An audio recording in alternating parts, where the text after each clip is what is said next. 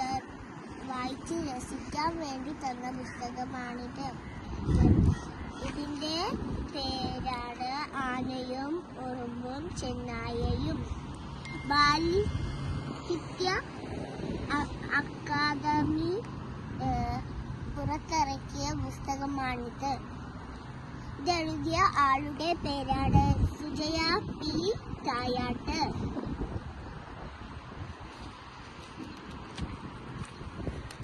ഇതിൽ 3 കഥകളാണ് ഉള്ളത്.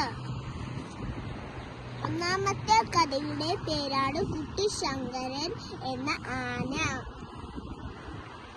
രണ്ടാമത്തെ കഥയുടെ പേരാണ് ഉറുമ്പിന്റെയും പ്രാവിന്റെയും സഹകരണം.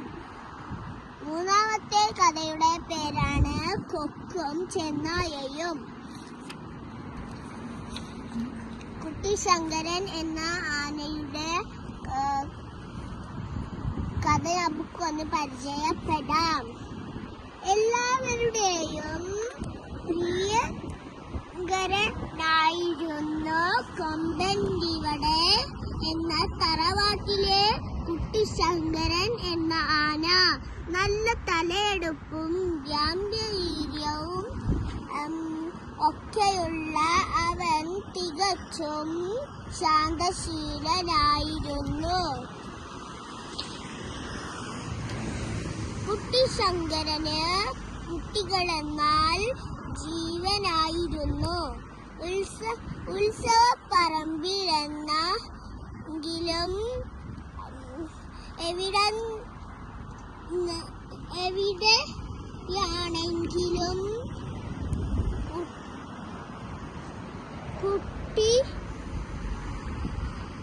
കുട്ടിശങ്കരന് ചുറ്റും കുട്ടികളെ കാണാം.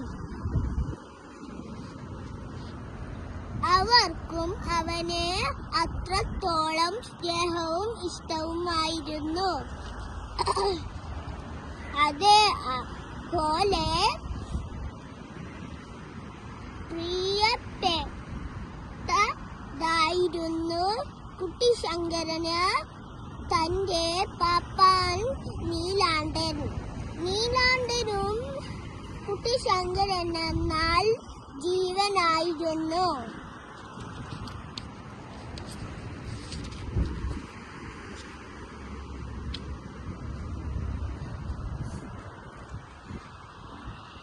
ഉത്സവപ്പറമ്പുകളിൽ എഴുന്നള്ളിക്കാനായി നിൽക്കുമ്പോൾ കുട്ടിശങ്കരന്റെ മുഖവും ഭാവവും ഒന്ന് കാണേണ്ടതു തന്നെയാണ്.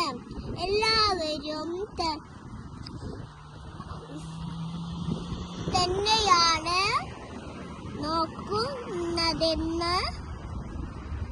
മട്ടിൽ അവൻ താളത്തിനനുസരിച്ച് തലയാട്ടും. പാപ്പാൻ നീലാണ്ടനായിരുന്നു അവന്റെ ഏറ്റവും ഉറ്റ ചങ്ങാതി. കുട്ടിശങ്കര എന്ന